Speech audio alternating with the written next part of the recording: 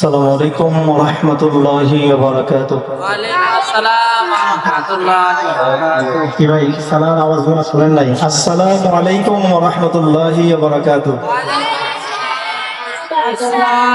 নাহমাদুহু ওয়া নুসাল্লি আলা রাসূলিহিল কারীম। أما بعد فأعوذ بالله من الشيطان الرجيم. بسم الله الرحمن الرحيم. يرفع الله الذين آمنوا منكم والذين أوتوا العلم درجات. قال رسول الله صلى الله عليه وسلم: يشفع يوم القيامة الأنبياء ثم العلماء ثم الشهداء، أو كما قال عليه الصلاة والسلام: إن الله وملائكته يصلون على النبي يا أيها الذين آمنوا صلوا عليه وسلموا تسليما. সবাই দুরূদ শরীফ পড়ি। আল্লাহুম্মা সাল্লি আলা মুহাম্মদ ওয়া আলা আলি মুহাম্মদ কামা সাল্লাইতা আলা ইব্রাহিম ওয়া আলা আলি ইব্রাহিম ইন্নাকা হামিদুম মাজিদ। اللهم بارك على محمد وعلى آل محمد كما باركت على إبراهيم وعلى آل إبراهيم إنك حميد مجيد. সবাই আমার সাথে পড়েন, ইয়া রব্বি লাকাল হামদু كما ينبغي لجلال وجهك ولعظيم سلطانك يا ربي لك الحمد لجلال وجهك ولعظيم سلطانك اللهم صل وسلم وبارك عليك. হুজুর আসতে আসতে, হুজুর আসবে ডুববে আমি ছেড়ে দেব, হুজুরের নির্দেশ। এই জন্য আমি বসছি, কারণ আমার মাদ্রাসা, আমার বলার দরকার নাই, হুজুরের নির্দেশ। এই জন্য কিছু কথা আমি বলছি, মূল কিছু কথা বলবো, উলামায়ে কেরামের ফজিলত নিয়ে কথা বলবো। আল্লাহ তাআলা আমাদেরকে আজকের এই সুন্দর এক বাগান, বেহেশতের এক পরিবেশ তৈরি করে দিয়েছেন। মালিকের একটু শুকরিয়া দিল থেকে আদায় করছি, আলহামদুলিল্লাহ। যিনি আমাদেরকে আখিরি নবী মহানবী মুহাম্মদুর রাসূলুল্লাহ সাল্লাল্লাহু আলাইহি ওয়াসাল্লামের শ্রেষ্ঠ উম্মত বানিয়েছেন, সেই মহান মহিয়ান রব্বে কাবার দরবারে দিল থেকে পড়ছি আলহামদুলিল্লাহ। আমরা শ্রেষ্ঠ নবীর উম্মত হতে পেরেছি। আমাদের এই শেষ যুগে এসে আমরা হক্কানি আলেম উলামা পেয়েছি, এটা অনেক বড় নিয়ামত। কি নিয়ামত না? আর নিয়ামতের শুকরিয়া আদায় করলে আল্লাহ নিয়ামত বাড়ায় দেয়। বলেন আলহামদুলিল্লাহ। মহান রব সূরা মুজাদালা, এই সূরাতে আল্লাহ তাআলা বলেন, ইয়ারফাইল্লাহুল্লাযীনা আমানু মিনকুম ওয়াল্লাযীনা উতুল ইলমা দারাজাত। রব বলেন, আল্লাহ তাআলা বলেন, ইয়ারফাইল্লাহুল্লাযীনা আমানু মিনকুম, তোমাদের মধ্যে যারা ঈমানওয়ালা, যাদের ঈমান আছে, হাজার হাজার কোটি কোটি বেঈমানের মাঝখানে যারা আল্লাহকে, আল্লাহ তাআলার একত্ববাদের স্বীকৃতি দিয়েছে, আল্লাহর তাওহীদকে মেনে নিয়েছে, এইরকম একত্ববাদী ঈমানওয়ালাদের মর্যাদা হাজার কোটি কাফেরের চাইতে কম না বেশি? একজন ন্যূনতম আদনা, যার হাত নাই, পা নাই, একটা চোখ নাই, একটা কান নাই, এরকম খাওয়ার মতো দাঁত নাই, এইরকমও যদি একজন নবীর উম্মত দুনিয়াতে থাকে, তার মর্যাদা আল্লাহ তাআলা এই দুনিয়াতে এই পরিমাণ দিয়েছেন 700 কোটি কাফেরের চেয়ে কম না বেশি?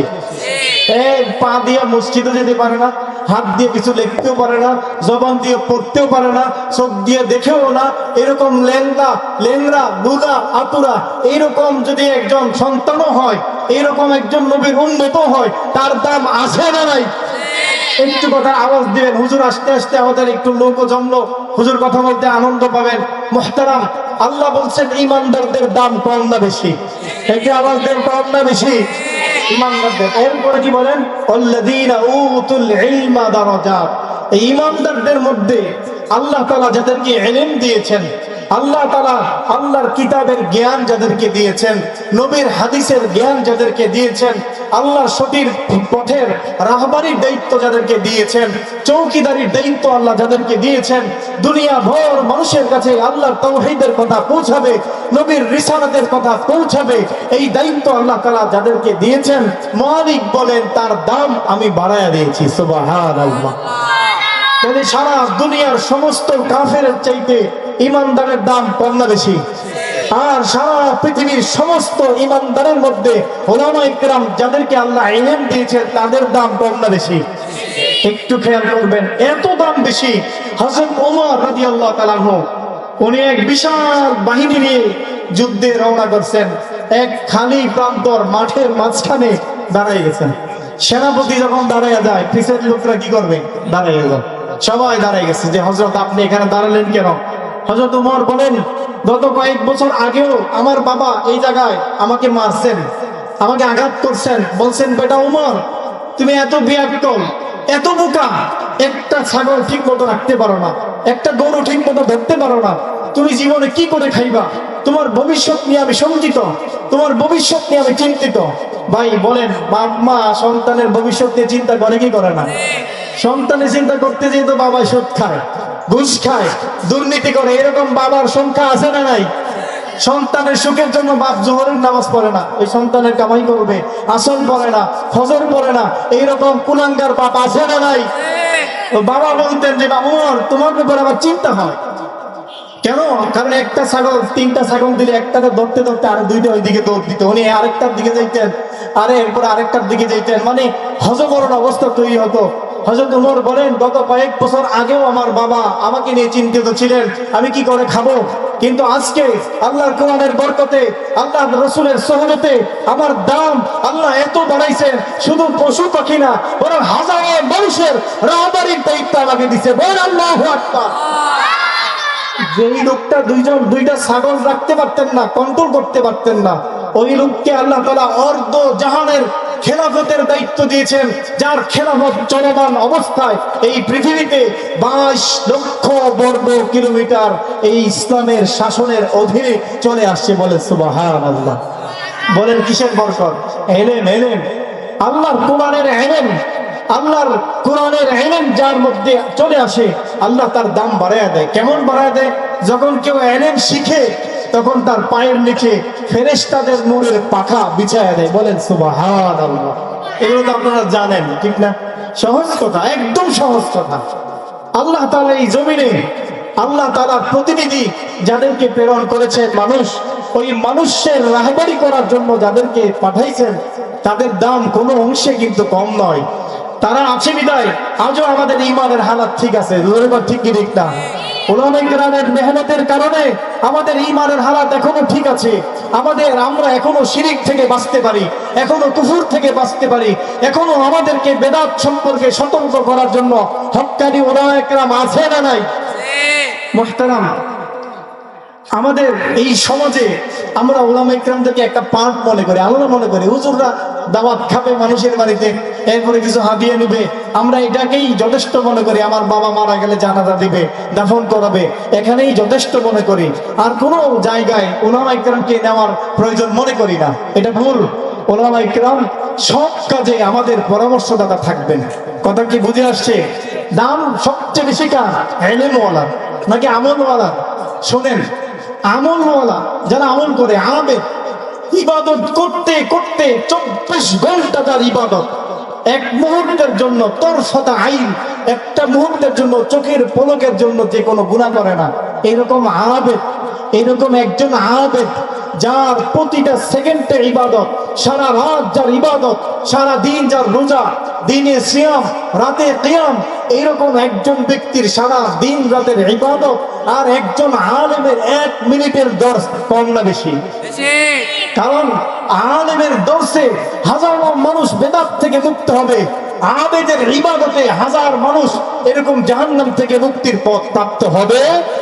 উনি নিজে ইবাদত করে, আর আলেমরা জাতিকে তৈরি করে, কেউ বয়ানের মাধ্যমে, কেউ ছাত্রদেরকে পড়ানোর মাধ্যমে, কেউ তাসনিফাতের মাধ্যমে, লেখালেখির মাধ্যমে বিভিন্ন ভাবে ওলামায়ে কেরাম এই উম্মতের রাহবারি দায়িত্ব পালন করে আসছে। এই কথাকে আমাদের বিশ্বাসে হয়তো একটু তাকবীর দেন, লিল্লাহি তাকবীর। এই আওয়াজে চলবো, হুজুর এলে বলবো যে কি আজকে হুজুর 4 জায়গায় বলেন, 4 জায়গায়, কথা বুঝেন তো? একটু আওয়াজ দেন, সতর্ক থাকেন, বলেন লিল্লাহি তাকবীর। এক টেক্সটাইলের মধ্যে, বড় মেইলের মধ্যে যারা শ্রমিক, হুম্মাল, আমেল কাজ করে, এদের একটা কথা, এদের মনের একটা কষ্ট। আমরা প্রায় 2 লাখ মানুষ কাজ করে, আমাদের কারো বেতন 20,000, 22,000, 25,000, কিন্তু এই কোম্পানিতে 4,000 আছে ইঞ্জিনিয়ার, টেক্সটাইল ইঞ্জিনিয়ার, এরা মাসে 1 বার 2 বার আসে। আসার জন্য তাদেরকে কোম্পানির পক্ষ থেকে গাড়ি দিছে, কথা বুঝেন? দুপুরে লাঞ্চের জন্য 10,000 টাকা বাজেট, আবার মাস শেষে বেতন 2 লাখ। মাসে আসে কয়দিন? 2 দিন। যে 2 দিন ডিউটি করে, 2 ঘন্টা করে 4 ঘন্টা, তার বেতন 2 লাখ। তার জন্য গাড়ি বরাদ্দ, তার জন্য লাঞ্চের জন্য খাবার বরাদ্দ। মাগার যে প্রতিদিন ডিউটি করে 8 ঘন্টা, তার বেতন 22,000। আবার ওভারটাইম করে 4 ঘন্টা, সব মিলিয়ে 12 ঘন্টা কাজ করে, তার বেতন 30,000। চিন্তা করে, আমরা 8 ঘন্টা করে 30 দিনের মধ্যে 25 দিন আমরা ডিউটি করি। আমাদের ডিউটির সময় হয় একেবারে পুরো মাসের মাত্র 6 দিন, 4 দিন আমাদের সুযোগ থাকে, আর প্রতিদিন 8 ঘন্টা, 10 ঘন্টা, 12 ঘন্টা, কিন্তু মাস শেষে মাইনে পাই 30,000। আর ওনাদের এই কোম্পানির ইঞ্জিনিয়ার, উনি মাসে আসে কয়দিন ভুলে গেছেন? 2 দিন। বলেন কয়দিন? 2 দিন আসে। 2 দিন আসলে এসি রুম আছে, সেখানে গিয়ে বসে, লাঞ্চের জন্য বাজেট 10,000, আবার আসা যাওয়ার জন্য গাড়ি ভাড়া কোম্পানির, মাস শেষে বেতন কত? 2 লাখ। এবার সবাই মানি না, মানবো না, বৈষম্য বিরোধী, বুঝেন না? এই বৈষম্য বিরোধী বাংলাদেশে আমরা চাই না, বৈষম্য দূর করতে হবে সব জায়গা থেকে। একটা প্রবাদ আছে, কাহা কোন মেয়ে লাগা দিয়া টিক্কা মেয়ে। বর্তমান যুগের এক ফিতনাবাজ দল, এরা এই কথাটাকে, বৈষম্যের এই শব্দটাকে কোন জায়গায় লাগাইছে আমি একটু পরে আপনাদের সামনে উপস্থাপন করছি। মুহতারাম একটু মনোযোগ দিয়ে শুনবেন। এরা সবাই আন্দোলন তৈরি করছে, আমরা অফিসে কাজ করব না, আমরা কাজ করব এক শর্ত, যে 4,000 ইঞ্জিনিয়ার আছে এদের বেতন আমাদের সমান করা হবে, না হয় আমাদের বেতন তাদের সমান করা হবে, আর না হয় ডিউটি সমান সমান করা হবে। এই একদিনে গাড়ি ভাঙচুর করছে, গ্লাস ভাঙচুর করছে, রাস্তায় বসে আছে। এই যখন কোম্পানির মালিক শুনে দাঙ্গা পুলিশ, বুঝেননি, লাঠি নিয়ে, টিয়ারশেল নিয়ে, যারা এই মিছিল থেকে মানুষদেরকে দূর করানোর জন্য শক্তিশালী একটা বাহিনী এই দাঙ্গা পুলিশকে খবর দিছে, এদেরকে পিটাও। ইচ্ছা মতো পিটানোর পরে কারো হাত ভাঙছে, কারো মাথা ভাঙছে, এরা একেবারে আহত হয়ে এবার বলছে, স্যার আমাদের অপরাধটা কোন জায়গায়? প্রতিদিন 12 ঘন্টা ডিউটি, কিন্তু আমাদেরকে মাস শেষে বেতন 30,000, আর ওনার পুরা মাসে ডিউটি 2 দিন। 2 দিনে আসে, চা খায়, নাস্তা খায়, আবার চলে যায়, বেতন ওনার কত? 2 লাখ। এটা তো আসলে নীতির বিরোধিতা হচ্ছে। আমাদের এই বৈষম্যটা কেন? এবার মালিক বলে, শোনো, তোমাদের মতো 2 লাখ কেন, 10 লাখ শ্রমিক যদি না থাকে আমার কোম্পানি চলবে, আরো 10 লাখ শ্রমিক আসবে, মাগার আমার একজন ইঞ্জিনিয়ার যদি না থাকে আমার জিনিসপত্র চলবে না, আমার এরকম ভাবে মেশিনারি চলবে না। আমার এই মেশিনারি ঠিক রাখার জন্য, এই তোমাদের কাজ ঠিক রাখার জন্য, তোমরা যে 12 ঘন্টা ডিউটি করো, ওই ডিউটি ঠিক রাখার জন্য যার দরকার তিনি হলেন এই কোম্পানির এই ইঞ্জিনিয়ার। জরিকর ঠিক ঠিক না? উনি আসেন বিদায় তুমি 30,000 টাকার বেতন নিয়ে পকেট চালাও, 30,000 টাকার বেতন নিয়ে তোমার বাড়ি চলে, তোমার সন্তানের খরচ চলে, তোমার স্ত্রীর খরচ চলে। উনি না থাকলে তোমার এই খরচ চলারও কোনো ব্যবস্থা হতো না। জরিকর ঠিক কি ঠিক না? এবার বুঝেন, বলবেন উলামায়ে কেরামের এত দাম কেন? হুজুর কোম্পানি বিষয় চলে আসছে, এটা তাকবীর দেন, লিল্লাহি তাকবীর। বলেন উলামায়ে কেরামের এত দাম কেন?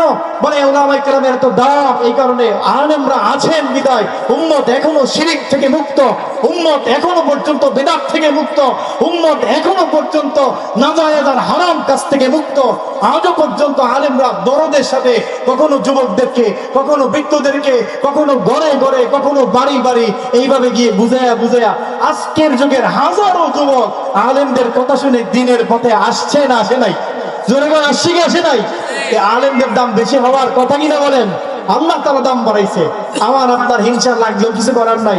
হিংসা লাগলে একটা সূরত আছে, আলেম হয়ে যান, আলেম হয়ে যান, তো আল্লাহ তাআলা দাম বাড়াইয়া দিবেন। কিন্তু আলেম না হয়ে কোন আলেমের বিরোধিতা করলে এই জমিনে আল্লাহ তাআলা কোনদিন শান্তিতে থাকার সুযোগ দিবে। কারণ এই জমিন আজও পর্যন্ত জমিনের নিজাম আল্লাহ ঠিক রেখেছেন আল্লাহর নবীদের কারণে, আল্লাহর নবীদের ওয়ারিস আলেমদের কারণে। ঠিক কি ঠিক না বলেন? এক শয়তান তার গ্রুপ নিয়ে বসছে, তাই আরে শয়তান জিজ্ঞা, হুজুর স্যার এই আলেম মরে গেলাম এমনি নাচেন কা? হুজুর মরে গেলে মোল্লা মানুষ নাই, বেতন নাই, খানা কিছু নাই, এতে পাঞ্জাবি ঠিক নাই, কিছু ঠিক নাই, এরা মরলে নাচেন, ইঞ্জিনিয়ার, ডাক্তার, ব্যারিস্টার, ম্যাজিস্ট্রেট মরলে আপনি নাচেন না, ঘটনা কি? ঘটনা বুঝবা, প্র্যাকটিক্যালি দেখাবো, চলো। এবার প্র্যাকটিক্যালি দেখাইতেছে। এক আবেদের কাছে নিয়ে গেছে যার দিন রাত 24 ঘন্টা শুধু ইবাদত। যাই গো হুজুর আমরা একটা মাসলা, তো কি কো? কাছে এই যে আল্লাহ, এই যে একটা ডিম, ছোট একটা ডিম, মুরগির ডিম, আল্লাহ কি পুরো পৃথিবীটা ডিমের ভিতরে ঢুকাইতে পারবে? উনি তো আবেদ, আলেম না। আস্তাগফিরুল্লাহ, নাউজুবিল্লাহ, বেঈমান, কি বললি কথা? যা দূর হ, দূর হ, আল্লাহ এটা পারবে না। জোরে বল নাউজুবিল্লাহ। এবার বাইরে একটা শয়তানকে দেখ, এই আবেদ নিজের ইবাদত শেষ, এক কথা বললে 40 বছরের ইবাদত শেষ করছে, তিনি নিজেও গোমরা হয়েছে, তার অনুসারীদেরকে গোমরা বানাইছে। আয় আলেমের কাছে যাই। এবার যাই এক নুরানি মাদ্রাসায় ঢুকছে, বড় মাদ্রাসা তো আশেপাশে যাইতে পারে না, নুরানি মাদ্রাসা দুইটা দেয়, এক হুজুর মোবাইল চালা। এই তো সমস্যা, সমস্যা না? হুজুর মানুষ মোবাইল চালাবে, এটা তো অসম্ভব। হুজুর মানুষের আবার টাচ মোবাইল থাকবে, এটা কেমন কথা? হুজুরের মানে কিছু থাকলেই এরকম কিছু মানুষের গা জ্বলে, আছে না নাই? আরে ওই হুজুরের কি জিজ্ঞাসা, ও এর বইবে মোবাইল টিপে, মানে এদেরকে ভক্তি হয় না। আরে ভক্তি হয় না, এরকম কিছু লোক আছে না নাই? খুব দোষ খুঁজে। এরপরে শয়তান কারা আয় বুঝানো তো নাই। এবার হুজুরের কাছে দেখে, হুজুর একটা মাসলা, মানুষের বেশ ধরে দেখো একটা মাসলা। আচ্ছা কও, মোবাইলই টিপতেছে, মাসলা কও। মাসলাটা হচ্ছে আল্লাহ কি একটা ডিমের ভিতরে পুরো পৃথিবীটা ঢুকাইতে পারবে? হুজুরের মোবাইল টিপা অবস্থা, হ্যাঁ অবশ্যই আল্লাহ তাআলা পারবে না কেন? ইন্নামা ইযা আরাদা শাইআন আইয়াকুনা লাহু কুন ফায়াকুন। আল্লাহ যখন চান তখনই হয়ে যায়। আল্লাহ বলবেন তো হয়ে যাবে, এটা অসম্ভবের কিছু না। আল্লাহর দ্বারা সম্ভব কি সম্ভব না? জোরে কোন সম্ভব কি সম্ভব না? বাইরে গিয়ে দেখছো আলেম মোল্লা নিজের ঈমানও ঠিক রাখছে, জাতির ঈমানও ঠিক রাখছে। তো বলার কথা হলো আলেমরা আমাদের এই জাতির রাহবার, আমাদেরকে পথ দেখানোর, পথ প্রদর্শক। উলামায়ে কেরাম চৌকিদারির দায়িত্ব পালন করছেন। দায়িত্ব পালন করতে গিয়ে আমাদেরকে কখনো করছেন এরা ডাকাত, এরা ঈমানের ডাকাত, এরা ঈমানের চোর। ওই ঈমানের চোর সম্পর্কে, ওই ডাকাত সম্পর্কে যখন আমাদেরকে সতর্ক করায়, আমরা সতর্ক হব তো ইনশাআল্লাহ। আজকের এই যুগের আমাদের এই এই নতুন এক ফিতনা, সাদিয়ানীদের এক ফিতনা, সাদ সাহেবের মাওলানা সাদ হাদাহুল্লাহ তার অনুসারীরা, আজকের ঘটনা আপনারা শুনেছেন, এই পর্যন্ত প্রায় 7 জনের মতো শাহাদাত বরণ করেছে, যাদের উচ্ছৃঙ্খলতা, সন্ত্রাসী কর্মকাণ্ড, যাদের নির্হৃদয়ের কারণে, যারা মানুষকে হত্যা করে, যারা তালিমে মানুষকে ইকরামুল মুসলিমের কথা বলে, মানুষের সম্মানের কথাগুলো বলে বলে মানুষের বুকে ছুরি মারতেও দ্বিধাবোধ করে না। আমার এই দল যদি আমি করি, আমরা তওবা করবো, পারবো তো ইনশাআল্লাহ।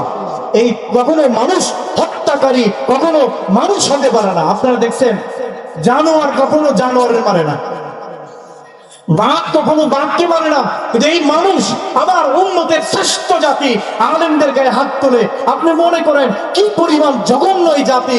আল্লাহ এই জাতি থেকে আমাদের এই দেশকে হেফাজত করেন, বলেন আমিন। হেদায়েত থাকলে যেন আল্লাহ হেদায়েত দিয়ে দেয়, জোরে গনা আমিন। হেদায়েত যদি নাই থাকে আল্লাহ যেন ধ্বংস করে দেয়, জোরে গনা আমিন। মুহতারাম উম্মতের আলেমদের দাম আল্লাহ তাআলা বাড়িয়েছেন। আলেমদের রক্ত ঝরানো এটা সহজ না। আল্লাহ তাআলার আরশ কাঁপবে, আরশ কাঁপবে। আমাদের সংশোধন হওয়ার সময়ের দাবি, এবং এই দেশ থেকে মাওলানা সাদের অনুসারীদের এরকম ভাবে এই তওবা করার দরকার। যদি তওবা না করে তাদেরকে, আমাদের দেশে অসংখ্য বাতিল ফেরকা আছে, এই কি এরকম ভাবে কি বলেন কাদিয়ানি আছে, আমাদের দেশে মাইজভান্ডারি আছে, রাজারবাগী আছে, অসংখ্য বাতিল ফেরকা আছে। এদের মতো এরাও অবাঞ্ছিত হয়ে থাকবে, আমাদের কোনো আপত্তি থাকবে না। কোনো মসজিদে, কোনো দ্বীনি প্রতিষ্ঠানে তারা দ্বীনের কাজ করতে পারবে? ভাই আওয়াজ দেন, পারবে? কখনই পারবে না। তাদের এই অধিকার নাই। মানুষ হত্যা, একজন মানব হত্যা, একজন মানুষকে হত্যা করা। মালিক বলেছেন, মান কাতালা নাফসান বিগাইরি নাফসিন আও ফাসাদিন ফিল আরদি ফাকাআন্নামা কাতালান নাসা জামিআ। একজন মানুষ হত্যা এত বড় ভয়াবহ আল্লাহ তাআলার নিকট। মালিক বলেন, একজন মানুষকে যদি কেউ হত্যা করে, সেজন্য সারা পৃথিবীর মানুষের হত্যার গুনাহ তার আমলনামায় বহন করবে। জোরে কর নাউযুবিল্লাহ। আল্লাহ জোরে গাও নাউযুবিল্লাহ। মানব হত্যা, একজন মানুষ হত্যা করা।